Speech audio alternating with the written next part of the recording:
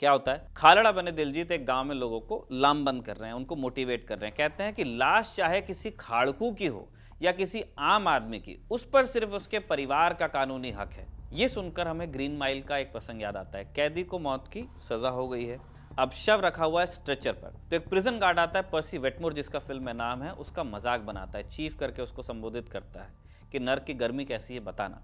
इस पर एक दूसरा प्रिजन गार्ड वहां आता है, ब्रूटस हावल जिसका नाम होता है, बड़ा सा झिड़कता है और कमाल की बात इसको कहता है, he has paid what he owed, he is square with the house again, so keep your goddamn hands off him।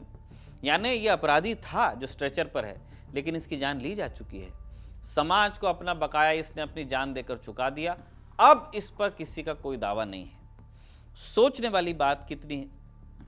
कमाल की बात है कि फिल्म की जो सबसे मजबूत लाइंस में से एक है, वो फिल्म के नायक टॉम हैंक्स नहीं कहते हैं कि जो दर्शन है एक ऐसे जेल गार्ड की बात से निकलता है जिसका गुण उसके शरीर की ताकत है, बड़ा बल्कि आदमी है, न कि एक दार्शनिक दिमाग उसके पास है।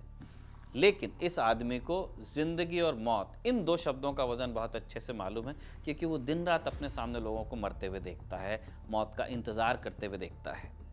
फिल्म का रेफरेंस हुआ असली जिंदगी में। आइए, नेटफ्लिक्स पर एक डॉक्यूमेंट्री सीरीज है, mini series, Hunt for Veerappan नाम से, देखनी चाहिए। इसके अंतिम एपिसोड में वीरप्पन को एसटीएफ ने मार दिया है, के विजय कुमार की जो है। पुलिस शवों का पोस्टमार्टम करती है और फिर लकड़ियां और टायर इकट्ठा करने लगती है, तो वीरप्पन की पत्नी शिकायत करती है कि पुलिस शव दे नहीं रही है।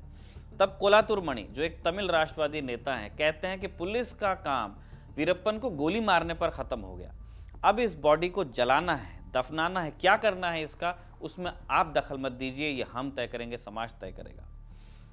आप ध्यान दीजिए, उस व्यक्ति के शव की बात हो रही थी जिसने 250 से ज्यादा लोगों की जान ली, जिनमें से आधे या आधे से ज्यादा आप कह लीजिए पुलिस वाले थे, फॉरेस्ट गार्ड्स थे। कोलातुर मणि की ही तरह फिल्म में जसवंत सिंह की पत्नी पूछती हैं कि क्या मनुखी हक सिर्फ जिंदा लोगों के होते हैं, उनकी लाशों के नहीं।